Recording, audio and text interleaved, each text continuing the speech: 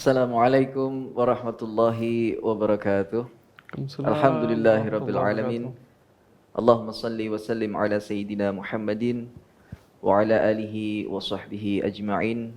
Amma ba'du. Ikhwani rahimakumullah, pemirsa Rauha TV dan Madu TV dimanapun Anda berada.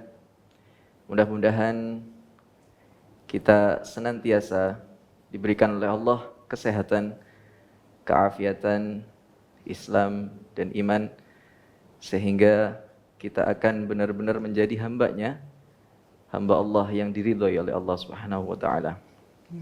Berjumpa kembali dalam program kesayangan kita, program kajian tematik dan tanya jawab, program persembahan dari Pondok Raudhatul Hasanain dan Rabithah Alawiyah Mataraman bekerja sama dengan Madu TV yang hadir memberikan solusi kepada seluruh netizen, jamaah yang mungkin dalam menjalani kehidupannya banyak sekali pertanyaan-pertanyaan mengenai tentang agama.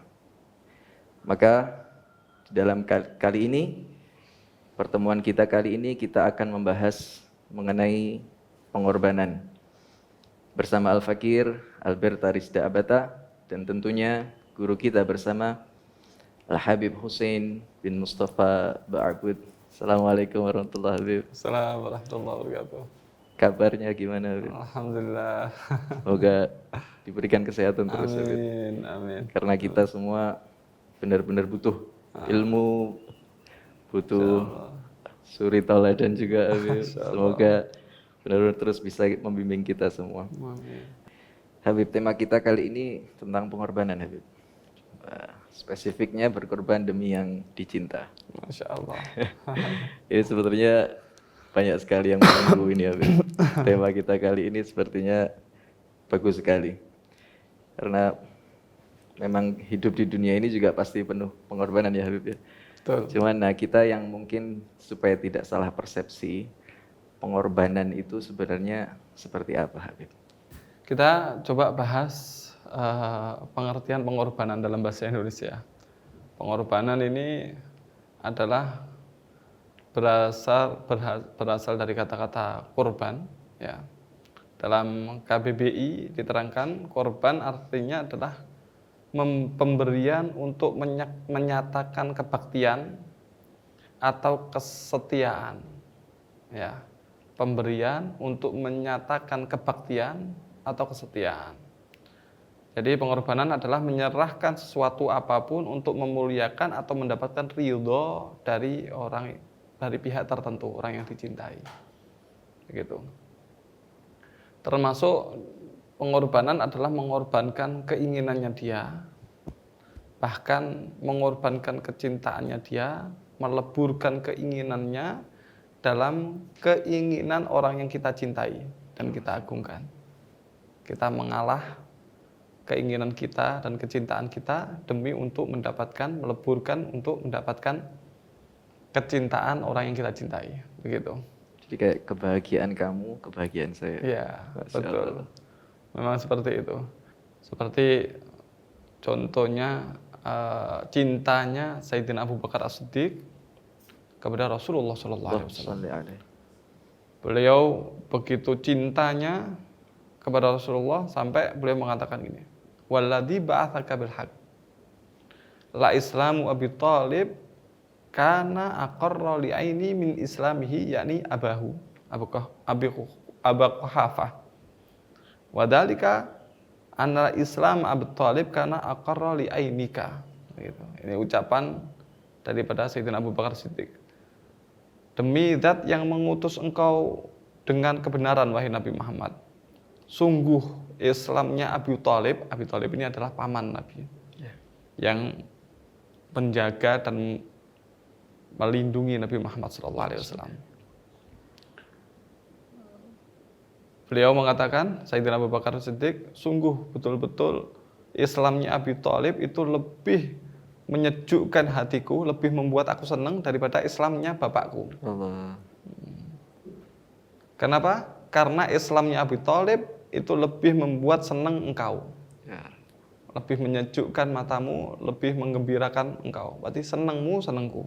Ya. Wah, subhanallah. Itu adalah cinta sejati. Nah, jadi bisa dikatakan pengorbanan itu pasti seiring sejalan dengan cinta, Habib ya. Pengorbanan seiring dengan cinta, Ya. betul. Nah, Jadi tergantung kadar cinta seseorang, sebesar itu juga pengorbanan, mungkin seperti itu. betul. Seperti ucapan daripada Sayyidi Habib Umar bin Muhammad bin Salim bin Hafid, beliau mengatakan, "Man arafa qadral matlub hana alaihi ma yabdul." Gitu. Siapa orang yang tahu kadar apa yang dia cari, maka menjadi ringan, menjadi remeh apa yang dia korbankan, apa yang dipersembahkan. Ya, berarti kan begini, gambarannya begini. Ada seorang bapak yang menafkahi istri dan anaknya. Dia itu rela untuk berpanas-panasan, kehujanan, capek-capek, kemudian sampai di kantor atau tempat kerjanya nanti dimarahi sama orang, dicaci maki, penuh dengan masalah. Mau tetap dia. Kenapa? Karena dia tahu apa yang dia cari. Yang dicari adalah untuk membahagiakan keluarganya, untuk anaknya bisa jenjang pendidikannya lebih tinggi, dan seterusnya. Nah, berarti dia anggap pengorbanannya itu ringan karena dia tahu apa yang dia cari. Ya. Gitu. Ini juga sama seperti contoh kisah daripada Nabi Ibrahim alaihissalam dengan putra kesayangan beliau Nabi Ismail. Lama tidak punya anak, ternyata punya anak laki-laki tampan soleh, Nabi Ismail. Setelah itu ternyata Allah Subhanahu wa taala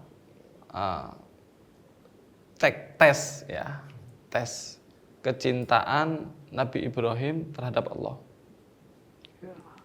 dengan mengorbankan orang yang paling dia cintai. Ya. Nah, ini pengorbanan Nabi Ibrahim untuk Allah Subhanahu wa taala karena dasar cinta. Ya. Pengorbanan Nabi Ismail yang rela kehilangan nyawanya untuk cinta, bentuk cintanya kepada ayahnya dan juga bentuk cinta kepada Allah Subhanahu wa taala tentu saja. Kisah Nabi Muhammad SAW. Bagaimana beliau akhirnya meninggalkan kota yang paling beliau cintai, kota Mekah. Ya. Nah, innaki ahabul biqa ilayya, ya. Engkau adalah tempat yang paling aku cintai, ya, kota Mekah. Beliau pindah dari kota Mekah menuju ke kota Madinah dengan keadaan yang susah payah seperti itu. Demi apa? Demi Allah. Demi cintanya kepada Allah Subhanahu wa taala. Berikut para sahabat. Para sahabat rela mereka untuk disiksa. Ya, disiksa. Ada Sumayyah itu sampai kehilangan nyawanya, suaminya, anak-anaknya, semua meninggal dunia. Sayyidina Bilal Rabah disiksa sedemikian rupa. Tapi ternyata demikian pun tetap mempertahankan keyakinannya karena cintanya kepada Rasulullah SAW. Bahkan ketika disiksa, ketika disakiti, malah Sayyidina Bilal itu bersenandung, ya. Nah, kalau kita itu nyanyi gitu, ahadun ahad, ahadun ahad, kayak gitu. Ya Allah. Allah yang Maha Esa, Allah yang Maha Esa, begitu. Itu Sayyidina Bilal.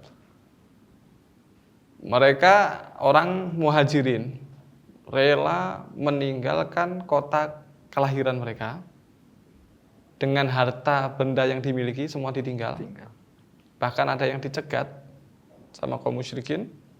Dia bilang, kamu bolehlah pergi hijrah, teman-teman kamu sudah pergi semua, boleh.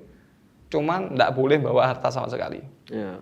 Termasuk pakaian yang dibawa dilucuti. Allah. Dan itu dilepas berangkat ke Madinah. Itu cinta, ya? Cinta. cinta, berangkat, tinggalkan semuanya, ditinggalkan untuk pergi ke Madinah untuk orang yang dicintai, yaitu baginda Nabi besar Muhammad SAW. Begitu juga orang Ansor, ya, orang Ansor mereka juga berkorban, ya, demi Rasulullah SAW. Bahkan di dalam Al-Quran disebutkan lil fuqara'il muhajirin alladziina ukhriju min diyarihim wa amwalihim yabtaguna fadlan minallahi wa ridwanah wa yansurunallaha wa rasulahu ulaika humus shadiqun. Untuk orang-orang muhajirin, ya, orang muhajirin orang Mekah, ya, yang hijrah, mereka dikeluarkan dari rumah-rumah mereka dan dari harta mereka. Mereka keluar dari rumahnya, dari Mekah, dan keluar dari hartanya ditinggal semuanya. Mereka mengharapkan fadl, anugerah dari Allah Subhanahu wa taala, ingin mendapatkan ridho dari Allah Subhanahu wa taala, dan mereka menolong Allah dan Rasulnya, dan mereka adalah orang-orang yang benar, jujur. Nah, ya kan? Waktu cinta penuh dengan pengorbanan. Bahkan kalau nggak salah ada salah satu sahabat Nabi atau siapa itu, saya kurang paham, yang bilang saya belum pernah melihat orang mencintai orang lain melebihi cintanya sahabat Muhammad kepada Muhammad. Itu ucapan orang kafir.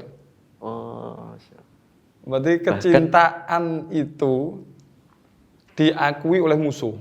Allah. Nah, kalau kan begini, orang ini kalau orang cinta kemudian memuji, bahasanya orang cinta itu. Kan begitu.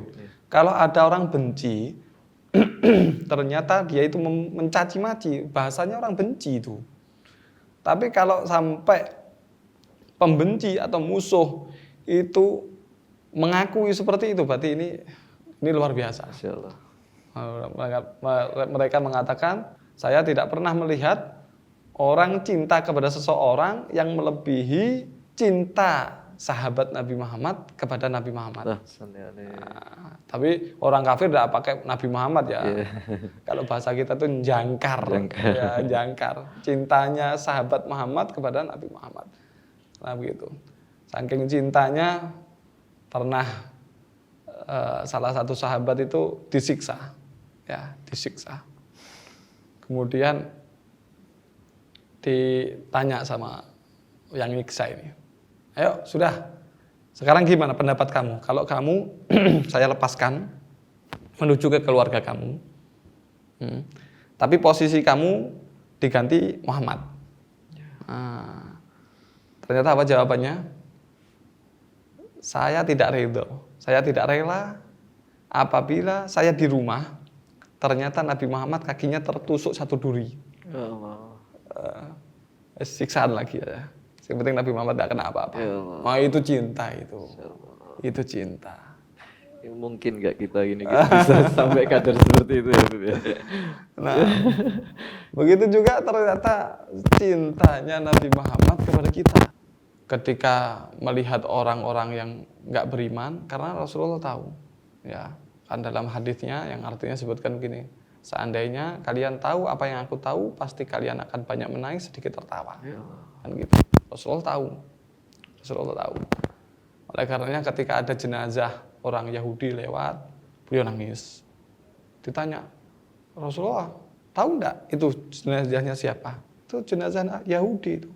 Rasulullah menjawab, ada satu jiwa terlepas ke neraka padahal aku hidup di tengah-tengah mereka. Ya Allah. Nah, itu cintanya Rasulullah SAW kepada umatnya.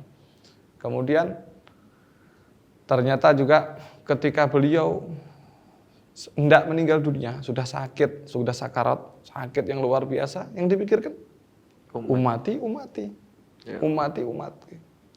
Terus kemudian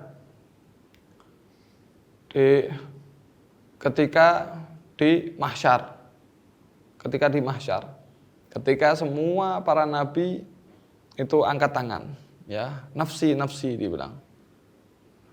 Saya tidak pernah melihat Allah murka semurka ini. Maka ngurusi diri sendiri, tidak bisa ngurusi orang lain. Ini bukan kejadian yang remeh ini, ya. Bahkan disebutkan Nabi Ibrahim itu lupa kalau beliau itu adalah Khalilullah. Ya Allah. Saking gentingnya. Saking gentingnya. Beliau itu lupa kalau beliau itu adalah kekasih Allah. Ya Allah. Begitu. Akhirnya nafsi. Nabi Adam bilang begitu, Nabi Nuh bilang begitu, Nabi Ibrahim, semuanya bilang begitu. Ternyata Nabi Muhammad sujud dengan begitu lamanya dan akhirnya dikasih syafaatul uzma. Dan ketika terakhir Rasulullah Shallallahu Alaihi Wasallam sudah semua para nabi itu melewati sirat, tinggal masuk ke surga. Para nabi itu menunggu di mimbar mereka, gitu. Para nabi itu belum boleh masuk ke surga sebelum Rasulullah masuk. Semua nabi ada di mimbarnya kecuali mimbar Nabi Muhammad kosong. Kemana? Nyari umatnya. Ya Allah. Nyari umatnya. Nah, ini kan pengorbanan. Nah, kalau enggak kan ngapain juga. Duluan aja masuk. Duluan aja lah. Nah, kasihan juga para nabi nunggu ya kan. Sungkan ya. Ya Allah. Ya masuk aja. Toh juga umatnya kadang-kadang gregetin. Ya, umatnya ini Allah. dikasih tapi kadang-kadang makan hati kadang-kadang ya. Nah, akhirnya ngapain juga, tapi ternyata enggak. Ternyata sampai malaikat Zabaniyah ya. Bahkan di sebagian kitab disebutkan bukan malaikat Zabaniyahnya tapi rajanya malaikat Zabaniyah itu malaikat penjaga neraka. Ada riwayat bukan Zabaniyahnya, bukan malaikat Zabaniyah, tapi apa? Malaikat Malik, berarti rajanya. Itu sampai komentar, Muhammad kok nggak disisain satu? Masa nggak disisain satu gitu loh? Buat kenang-kenangan ya. Ya ini ada satu ini loh, dua nih bahasa Jawa nih. Aku dua siji loh, ini kenangan. Umat Nabi Muhammad kekal abadi di dalam neraka. Ada. Ya Allah. Walau saufa yu'tika rabbuka fatarudha. Dan engkau akan diberikan sesuatu pemberian sampai kamu ridho. Nah, ternyata jawaban Nabi Muhammad apa? Walan arda wa wahidun min ummati khalidun nar. Ya Allah. Aku ndak ridho kalau ada umatku yang kekal abadi di dalam neraka. Oh. Korban. Nabi Muhammad itu korban. Berkorban untuk umatnya. Ya. Masya Allah. Jadi pengorbanan ini bisa dibilang satu bentuk ibadah, Habib ya. Jadi pengorbanan itu dibagi menjadi dua. Ya. Ada yang disebut dengan mudarah, ada yang disebut dengan mudahana. Annal mudarata badlud dunya li salahid dunya abiddin au huma ma'an. Wa hiya mubahah wa rubbama stuhibbat. Wal mudahanatu tarkuddin li salahid dunya. Jadi pengorbanan ini ada dua, ada yang namanya mudarah. Mudarah itu apa? Mengorbankan dunia untuk mendapatkan dunia. Atau untuk mendapatkan agama. Atau untuk mendapatkan dunia dan agama. Itu namanya mudarah. Ya. Orang untuk dapatkan keuntungan dunia kan harus modal. Iya. Ya kan? Iya. Mengorbankan. Termasuk yang dikorbankan adalah tenaganya, pikirannya, waktunya, modalnya, harta bendanya untuk mendapatkan apa? Dunia. Nah, ada juga orang yang berkorban untuk mendapatkan agama, untuk akhiratnya, dengan mengorbankan apa yang dia punya. Kayak orang-orang majelis itu, ya, tenaganya, pikirannya, harta bendanya, dan banyak lagi yang bisa dikorbankan itu untuk mendapatkan agama alias akhirat. Ada yang untuk mendapatkan dua-duanya, dia korbankan dunianya untuk mendapatkan dunia dan akhirat, untuk mendapatkan dunia dan agama. Dan ini hukumnya bisa mubah kalau untuk dunia ke dunia, bisa sampai sunnah. Bisa juga kalau wajib, kalau memang harus. Ya, seperti zakat itu kan wajib itu. Ya. Mengorbankan apa yang dia miliki untuk mendapatkan agamanya, untuk mendapatkan akhirat kan wajib itu. Ya. Nah, jihad. Ya. Kalau dalam keadaan tertentu sudah ada seruan jihad dari imam, maka wajib. Nggak pergi jihad haram hukumnya. Berarti pengorbanan hukumnya wajib. Itu adalah namanya mudaharah. Nah, mengorbankan dunia untuk kemaslahatan dunianya dia, atau untuk agamanya dia, atau untuk kedua-duanya. Sebaliknya adalah mudahanah. Mudahanah ini adalah mengorbankan agama untuk kebaikan dunia. Ya. Mudahanah. Kalau bahasa kita itu penjilat. Nah, penjilat. Dia korbankan agamanya demi untuk mendapatkan dunia. Alhamdulillah. Bukan hanya penjilat versi kecilnya, tapi versi besarnya juga sama.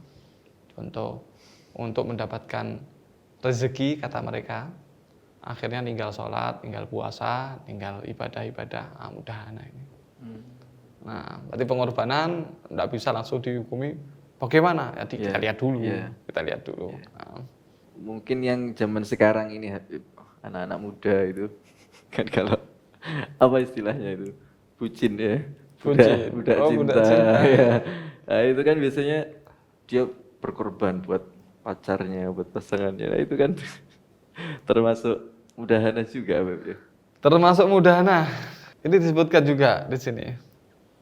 Berarti kaitannya dengan pengorbanan, ya, cinta dengan pengorbanan, ya. Disebutkan di sini, qala Abu Abdullah Al-Qurshi, haqiqatul mahabbah antahabba kullaka liman ahbabta fala yabqalaka minka syai'. Hakikat daripada cinta yaitu engkau serahkan total yang kamu miliki untuk orang yang engkau cintai. Waduh, Masya Allah. Mungkin ini dalilnya. Maka tidak tersisa bagimu sesuatu apapun kecuali untuk dia. Untuk si dia. Nah, pertanyaan si dia ini siapa ini? Ya. Kalau Al-Qattani beliau mengatakan al-mahabbah al-itharu lil mahbub. Cinta itu adalah ngalah untuk orang yang dicinta. Dia mengalahkan apapun yang dia keinginkan untuk yang dicinta. Nah, sekarang bagaimana kalau cinta bucin-bucin tadi itu? Saya kira dulu bucin itu ibu hamil. Ternyata bukan, ya. Iya, betulan itu. Ternyata bucin itu budak cinta. Ya. Nah, disebutkan di Faidul Qadir, laisa min akhlaqil mu'min at-tamalluk. Gitu. Disebutkan, tidaklah termasuk akhlaknya seorang mukmin, orang mukmin yang betulan, ya. At-tamalluk. Apa itu tamalluk? Tamalluk yaitu azyadah fit tawaddud wa tadarru fawqa ma yang bagi liyukhrija minal insan muradahu. Yaitu berlebihan untuk mencintai dan merendahkan diri lebih daripada yang seharusnya. Supaya mengeluarkan seseorang itu dari keinginannya. Nah, qala al-Halimi, ya, Imam Halimi mengatakan al-malaku li ghairil muallim min af'ali ahli dhillah wadhi'ah wa laysa yazri bi fa'ilihi wa yadullu ala saqatihi wa qillati miqdari nafsihi wa laysa li ahadin ayyuhina nafsahu kama laysa li ghairihi ayyuhinahu. Beliau mengatakan begini, malak itu apa? Terlalu mencintai tadi itu, tamalluk tadi itu. Terlalu mencintai sampai dia akhirnya merendahkan dirinya, ya, terlalu cinta sampai merendahkan dirinya. Maka beliau mengatakan malak ini selain kepada gurunya, ya, itu termasuk perbuatan orang-orang yang rendah. Nah, dan menghinakan terhadap pelakunya dan menunjukkan bahwasanya dia itu jatuh martabatnya dan sedikit kedudukan atau pangkat pada dirinya. Walaisa li ahadin ayyuhina nafsahu kama laisa li ghairihi ayyuhinahu, dan seharusnya tidak boleh seseorang itu menghinakan terhadap dirinya sebagaimana orang lain tidak boleh menghinakan kepada dirinya. Nah, ini orang lain tidak menghinakan kepada dirinya, dia menghinakan dirinya sendiri. Berarti tamalluk, orang mukmin tidak boleh tamalluk kecuali kalau kepada sesuatu yang betul-betul berhak untuk dikorban. Kita berkorban untuknya. Nah, kalau seseorang ini menjadi budak cinta, ya, pertanyaannya ini layak enggak kita ini? Dia itu kita berkorban kehormatan kita, kemudian bahkan harga diri, bahkan nyawa, kan ada ya ternyata ya. Iya, Beb. Demi yang dicintai, rela berkorban nyawa. Wah. Nah ini pertanyaannya ini layak enggak ini? Kira-kira setelah berkorban kita dapat apa gitu? Kan biasanya kita berkorban itu kepingin sesuatu. Iya, Beb. Ya enggak? Iya. Kita berkorban untuk si dia gitu. Orang yang kita cinta gitu. Setelah kita korban untuk dia, ternyata masuk neraka. Ini bukan zong ini lebih dari zong ini. Rugi Apa dunia ini? akhirat tuh. Rugi dunia akhirat. Ya Begitu. Katanya saya sudah tidak mau menikah lagi. Ternyata orangnya itu menikah punya anak. Kita gigit jari. Ya Allah. Ada nggak layak kita berkorban untuk Iya, ya. iya. Nggak layak. Ini jadi kayak kisahnya kalau seperti kisah Laila Majnun itu, Habib. Itu termasuk. Itu boleh. Ah, Itu boleh. Tahu enggak? Laila Majnun ini kisahnya seperti apa? Ini kita harus tahu. Maksudnya kita kan gambarkan Laila Majnun itu orang yang lagi pacaran. Iya, iya. Enggak begitu. oh, Dan kita bayangkan Laila itu begitu betapa cantiknya. Wah. Sampai orang-orang itu bilang begini. Kamu kok bisa cinta sama Laila padahal biasa-biasa saja. oh, enggak yang cantik gitu. Biasa-biasa saja. Dia Majnun ini, guys ini ya, bilang begini. Kalau kamu lihat Laila dengan mataku, maka akan kelihatan beda. Kan begitu. Dan bukan dengan yang bercumbu, berdeket-deket. Iya, iya. Enggak. Oh, Masya Allah. Enggak. Berarti tidak mau mengotori kemurnian cinta. Itu Laila. Tidak mau mengotori kemurnian cinta. Berkorban untuk cinta. Dan ada termasuk orang mati syahid yaitu syahidul mahabbah apa begitu ya kata-katanya itu. Berarti mati karena cinta. Begitu dia mencintai, betul-betul cinta sampai akhirnya meninggal dunia. Dia mempertahankan dirinya untuk tidak terjerumus dalam dosa demi cinta. Murni cinta. Kadang-kadang kan cinta tapi nafsunya itu banyak, godaan setannya itu banyak. Ini enggak, ini betul-betul menjaga cinta tidak terjerumuskan dalam kotoran-kotoran kehinaan, godaan setan. Sampai akhirnya dia meninggal dunia karena cintanya. Syahid. Masya Allah. Boleh kalau begitu itu. Kalau begitu itu bagus itu. Cuman kalau cinta ternyata ditolak sebelah mata terus akhirnya dukun bertindak kemudian Ini haram ditambah haram, tumpuk-tumpuk haram. itu tidak karu-karuan kalau yang itu. Nah, jadi memang pengorbanan seperti yang Habib gambarkan tadi ada batasannya, ada yang berpahala, ada yang enggak. Nah, kalau misal kita ini mau berkorban yang dapat pahala itu seperti apa, Habib? Pahalanya itu? Nah, ya tadi seperti yang kita sampaikan tadi ada mudaharah, ada mudahana ya. Berarti kita berkorban untuk apa dulu? Kita timbang.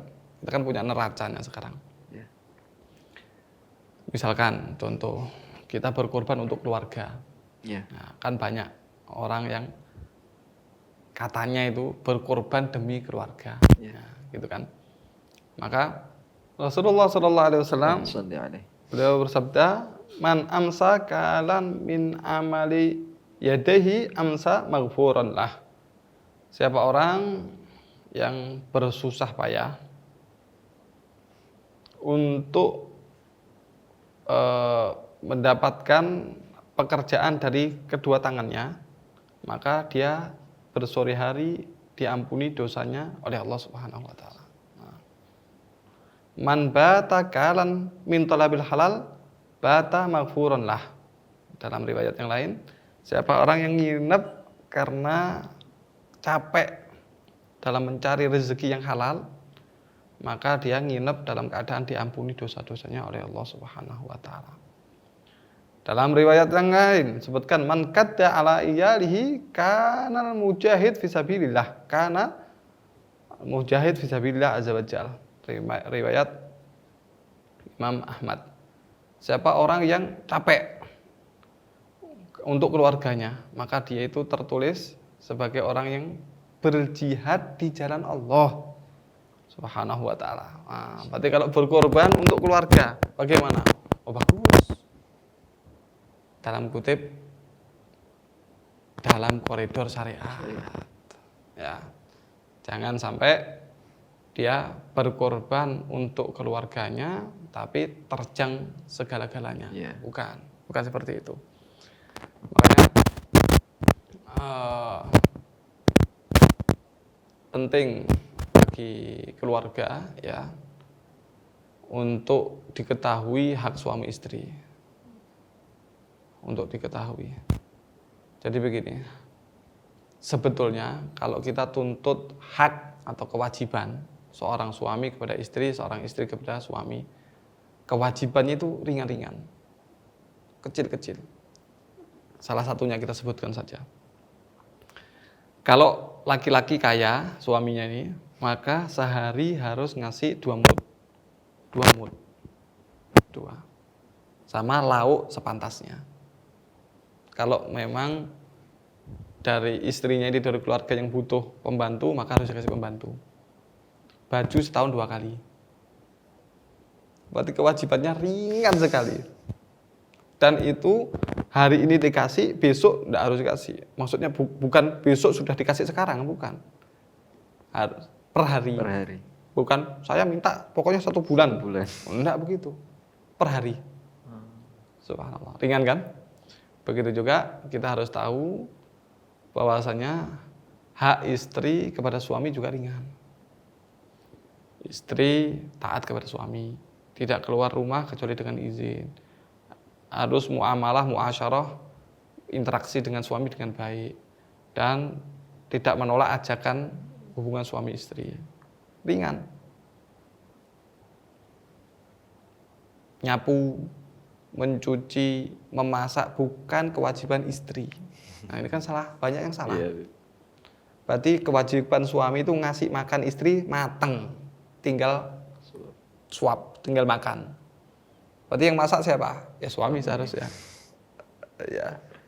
Baju, nyapu bukan kewajiban istri. Kalau anaknya lahir dari suaminya ini, maka yang wajib ngasih nafkah siapa? Suami. Berarti yang nyuapin, yang ngasih susu, itu suami. Kalau ternyata misalkan ini secara hukum fikih, tapi jangan dipraktekkan ya, ini secara fikih saja. Seandainya si istri menolak untuk ngasih asinya kepada anaknya kecuali pakai ujroh, pakai bayar. Nah, berarti saya bolehlah ngasih anak kamu ini tak susui, cuman bayar sehari sekian gitu. Maka suami harus ngasih bayaran. Oh iya. Jadi harus bayar. Berarti hak suami kepada istri itu sedikit kewajibannya. Begitu juga kewajiban istri kepada suami itu sedikit. Selebihnya itu semuanya adalah pahala. Harta yang diinfakkan oleh suami kepada istri itu adalah pahala. Dan itu termasuk pahala sedekah yang paling tinggi. Ya, sesuai dengan hadis Rasulullah SAW. Enggak wajib untuk bersihkan rumah, enggak wajib untuk nyuci baju, dan enggak wajib untuk ngasih ASI atau ngasih makan anaknya, ternyata anaknya dijaga. Pahala. Nanti suaminya capek dipijitin lagi. Pahala semua itu. Pahala semua. Berarti bukan nuntut kewajiban-kewajiban karena kewajibannya adalah ringan. Yang lainnya itu adalah semuanya adalah nilai ibadah kepada Allah Subhanahu wa taala, begitu. Dan orang-orang dulu ya, karena memang gitu. Disebutkan an-nisa imadul an-nisa imadul bait gitu ya. Nah, kalau dalam redaksi yang lain memang an-nisa imadul bilad idza saluhatin nisa salihal bilad wa idza fasadatin nisa fasadal bilad, kan begitu. Sama seperti itu juga perempuan ini adalah tiang dari rumah tangga. Gitu. Kalau perempuannya ini rusak rumah tangga. Kalau baik rumah tangga. Begitu. Makanya orang solehah dulu, perempuan solehah dulu, itu kalau suaminya itu mau pergi cari rezeki, bukan nyari rezeki, harus kita rubah itu. Jangan nyari apa. Kalau mencari itu sulit, jemput rezeki, ya kan? Kalau mencari itu masih nyari sulit itu, karena bahasanya nyari, oleh karenanya sulit ya. Mungkin diganti aja, jemput rezeki. Nah, ini suaminya ini mau jemput rezeki ya. Itu si istri pesan, Mas, gitu kalau bahasa kita ya. Cari rezeki yang halal. Nasbiru alal ju wala nasbiru anan nar. Allah. Mas, kalau cari rezeki yang halal ya, karena saya ini sabar lapar, tapi nggak sabar kalau kena api, kena neraka. Lapar 1 hari, 2 hari, 3 hari masih kuat saya. Tapi kalau kena api 1 menit tidak kuat. Maka jangan bawa uang kecuali halal, Mas. Gitu. Itu bukan terus suaminya itu, oh iya tidur. Oh enggak begitu. Lihat istrinya seperti itu, berkobar-kobar dia semangatnya, berjuang mati-matian demi yang dicintai, tambah cinta sama istrinya. Kan begitu. Nah, kalau kebalikannya, Mas jangan pulang kalau udah bawa uang. Kalau udah tidur di depan sana, wah begitu itu nanti kalau punya uang disimpan, kasih istrinya sedikit, yang lainnya simpan. Buat apa? Juga kadang-kadang mulutnya ini Pentium 7. Lebat ini ya. Akhirnya Mas sudah ini kayaknya enggak kuat. Kan begitu. Berarti saling. Betul-betul rumah tangga itu saling mencintai karena Allah Subhanahu wa taala. Rumah tangga itu adalah sarana, adalah fasilitas kita untuk mendapatkan banyak pahala dari Allah Subhanahu wa taala. Seharusnya begitu, seharusnya. Masya Allah. Nah ini terus apa namanya, kalau kayak itu tadi istrinya nuntut segala macam, nah akhirnya kita berkorban segalanya demi untuk memenuhi keinginan sang istri, ini dibenarkan apa? Ada kaedahnya, ada koridornya. Koridornya begini. Kaedahnya yaitu la ta'ata li makhluqin fi maksiatil khaliq. Tidak boleh untuk taat kepada pencipta, tidak boleh taat kepada makhluk, ya, makhluk itu selain Allah, ya.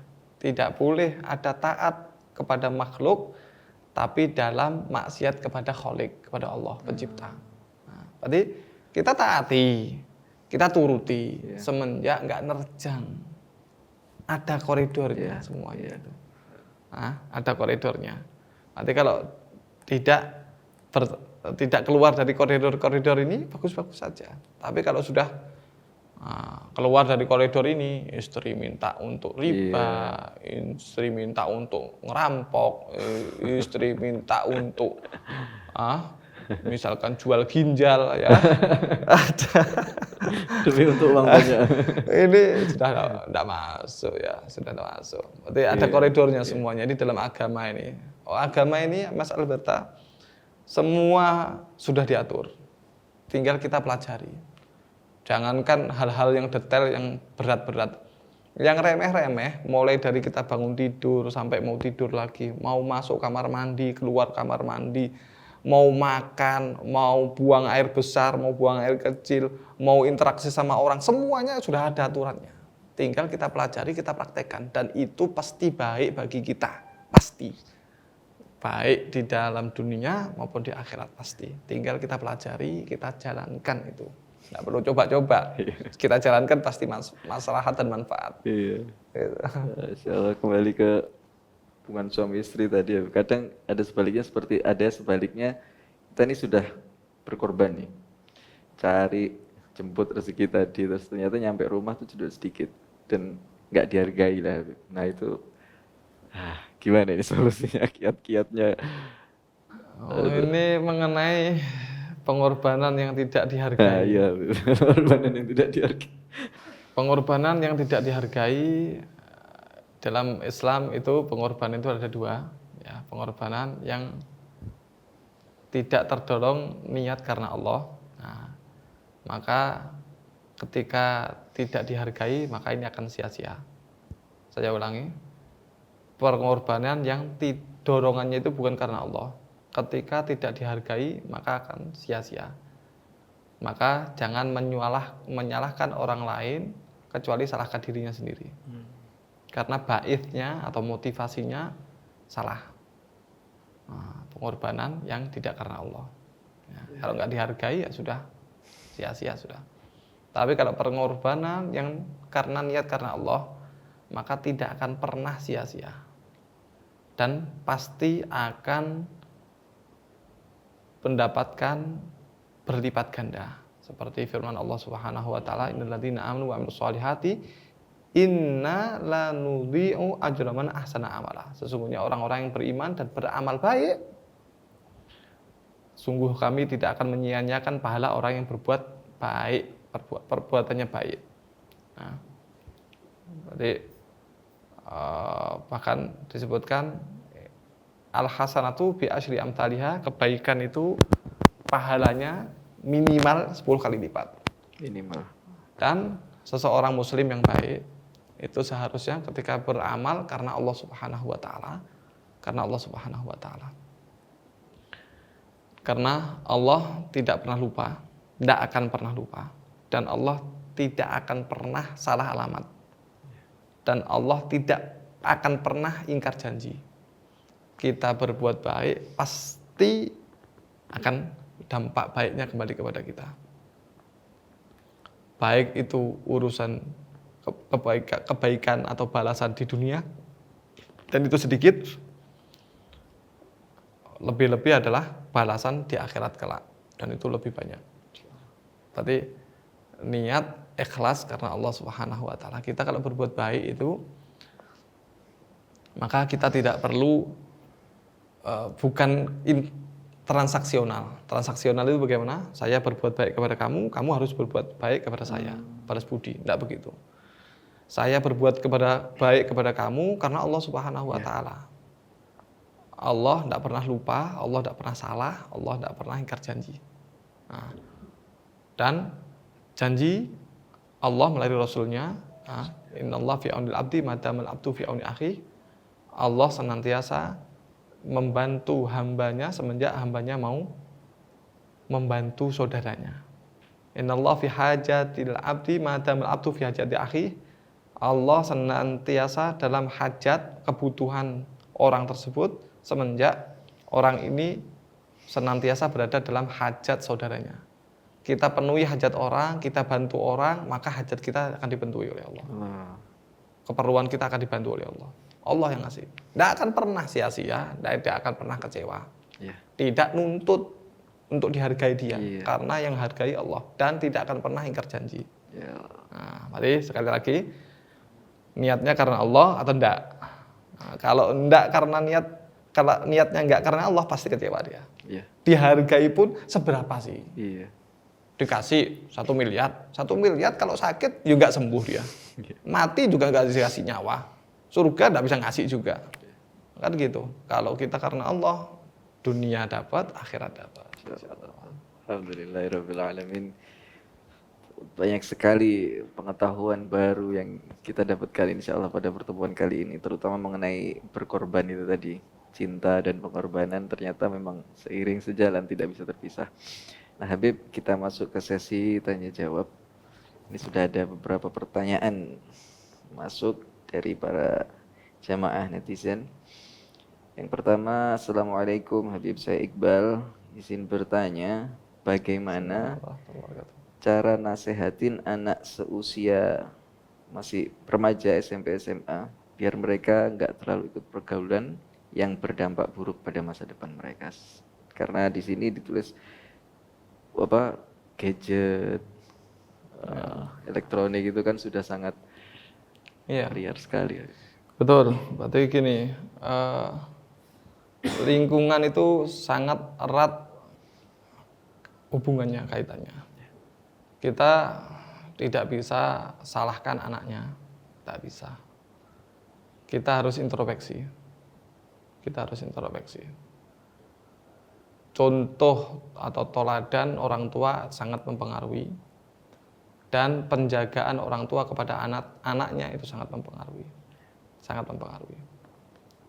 Berarti kalau orang tuanya ngelarang tapi orang tuanya ngerjakan, itu sama aja bohong. Dia bilang, kamu jangan ngerokok, tapi orang tuanya ngerokok. Ayo sholat berjamaah, orang tuanya nggak sholat berjamaah. Ini nggak mendidik. Dan juga penjagaan kepada anaknya. Ini salah satu, saya kemarin ketemu tamu dari Hadramut, ya. Berarti orang ini bilang, luar biasa beliau, subhanallah ya.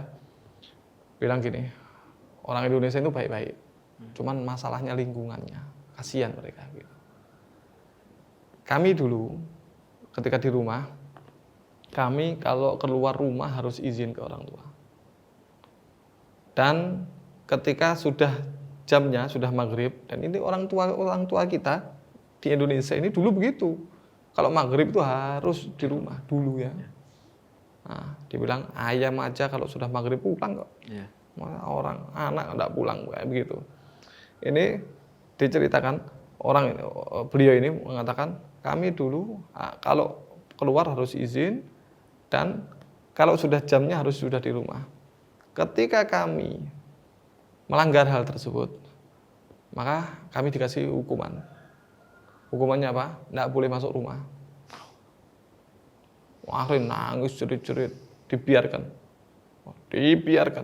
Nggak boleh, supaya jerah.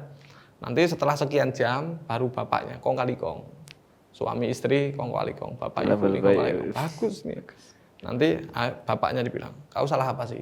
Salah begini. Ngulangi lagi. Enggak. Ya wes, tak tulungi ya sekarang. Tapi jangan ngulangi lagi. Kamu boleh masuk. Nanti ibumu aku yang bilang. Tapi kamu jangan ngulangi lagi. Oh, kapok sudah. Orang ini beliau itu mengatakan begini. Ini orang tua nggak tega dan nangis di pertama, tapi ketawa di berikutnya. Iya. Orang-orang ini kadang-kadang nggak tega, kasihan. Akhirnya anaknya ketawa, orang tuanya nangis berikutnya. Nah, berarti lingkungan jaga, kemudian kasih contoh yang baik, gitu. Ya.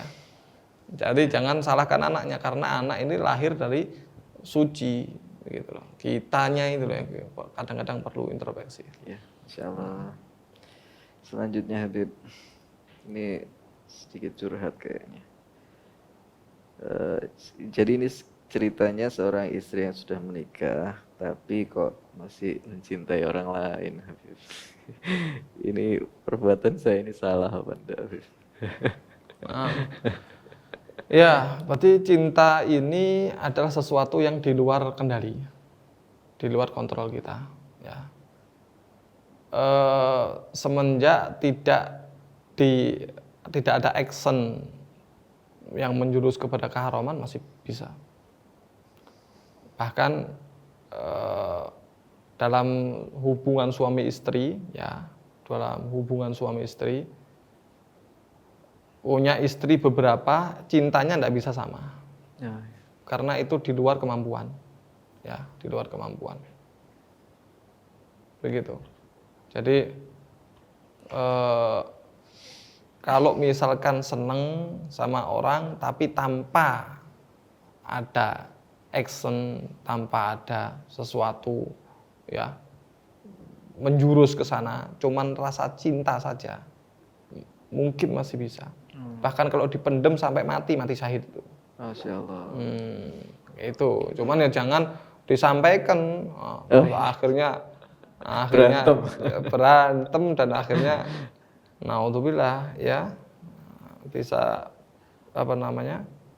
terjadi perzinaan, zina muhson. Kalau zina muhson untuk menghapus dosanya berarti dirajam. Dosanya besar sekali dan orang yang berzina berarti amal ibadahnya gugur sekian puluh tahun. Insya Allah. Berarti kayak begitu. Karena memang kalau cinta itu tidak bisa itu ya. Iya. Selama nggak ada tindakan, itu insya Allah. Iya. Selanjutnya ada pertanyaan. Beberapa waktu yang lalu saya mendapatkan perlakuan yang kurang pantas atau tidak senonoh dari Fulan. Sementara Fulan ini adalah suami dari teman saya. Ini apakah sebaiknya saya beritahu ke teman saya ini bahwa kelakuan suaminya seperti itu atau saya diam saja? Wah, ini pertanyaan sulit ini. Gimana ini? Kalau yang masalah seperti ini kan beda kasus, beda keadaan, beda jawaban, tentu saja.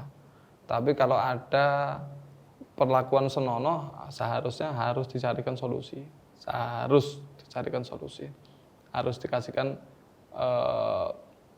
tindakan lanjutan. Cuman kita tidak tahu juga ini sebabnya karena apa. Kita kan tidak tahu kronologinya. Yeah. Kadang-kadang kan si perempuannya yang menggoda, yang mancing, terus kemudian si lakinya yang disalahkan. Kan repot kayak gitu. Kita tidak bisa kasih jawaban, ya. Tapi yang jelas hal-hal seperti itu harus ada tindakan, tidak bisa dibiarkan. Gitu. Cuman kronologinya seperti apa dan kita kan tidak tahu. Nah, berarti kan kalau kita jawaban pertanyaannya umum, jawabannya umum. Kalau pertanyaannya khusus, jawabannya juga khusus. Kita tidak tahu bagaimana. Tapi kalau sudah menjurus ke tidak senonoh dan lain sebagainya, maka sebaiknya supaya tidak berkelanjutan harus ada tindakan. Nah, tindakannya seperti apa? Nah, ini penyikapannya beda kasus, beda penyikapan begitu. Kemudian Assalamualaikum Habib. Bagaimana kita mempercayai bahwa orang tersebut berani berkorban bagi orang yang dicintainya? Mungkin janji-janji gitu mungkin ya Habib. Gimana kita cara mengetahuinya Habib ini? Bagaimana kita cara mempercayainya? Memang tanda cinta itu adalah rela berkorban. Itu tanda cinta. Orang yang cinta bilang cinta tidak mau berkorban, maka bohong cintanya. Begitu. Ya kita lihat aja mau berkorban apa enggak. Begitu. Dan jangan terlalu percaya dan berharap kepada orang yang cinta sama kita. Semua orang yang sampai i'timad, bersandar atau mengandalkan makhluk, ujungnya pasti kecewa, pasti. Berarti kalau pengen tahu ini cinta apa enggak, dilihat aja berkorban enggak. Korban waktu, korban harta, korban dan lain sebagainya, dilihat. Ini saya cinta, tapi enggak berkorban apa-apa. Jangan terlalu dihiraukan. Jangan terlalu. Dan kalau sudah betul-betul dia berkorban, maka jangan sampai kamu i'timad atau bersandar atau berpegangan betul sama dia, karena dia makhluk. Ujungnya pasti kecewa, begitu. Ya, bisa dipahami jawabannya. Berarti sekali lagi tanda cinta adalah dia harus berkorban apapun, bukan hanya harta benda, makna yang lebih luas begitu. Yang berikutnya adalah kalau sudah ternyata dia betul-betul cinta sama kita, jangan kita i'timad atau bersandar atau mengandalkan total kepada makhluk. Kita pasti kecewa. Begitu. Masya Allah. Benar-benar semoga semua jawaban-jawaban dari Habib tadi bisa menjawab semua pertanyaan-pertanyaan dari para netizen, memuaskan mereka Habib. Tanpa terasa kita sudah sampai di penghujung acara Habib. Tak terasa sebenarnya pengen terus ya kita ini berjumpa dengan pemirsa terutama. Tapi waktu juga yang membatasi kita, maka kami ucapkan mewakili kru yang bertugas, kami ucapkan mohon maaf yang sebesar-besarnya. Terima kasih atas segala yang berpartisipasi, semua yang berpartisipasi dalam acara ini, khususnya kepada Pondok Pesantren Raudhatul Hasanain, Rabithah Alawiyah, para alumni Pesantren Raudhatul Hasanain, juga tentunya kepada Manu TV, utamanya kepada guru kita bersama Habib Hussein. Kita ucapkan terima kasih yang Kepada sebesar-besarnya Roha TV juga, kepada Roha TV. teman-teman. Roha TV dan kru yang bertugas ini, Masya Masya Allah, pejuang-pejuang dakwah ini, semoga benar-benar diridhai oleh Allah Subhanahu wa taala. Amin. Al-Fakir yang bertugas mengucapkan banyak mohon maaf yang sebesar-besarnya apabila ada salah kata Al-Fakir, sikap Al-Fakir mungkin yang kurang adab sama Habib juga, mohon maafkan Habib. Insyaallah.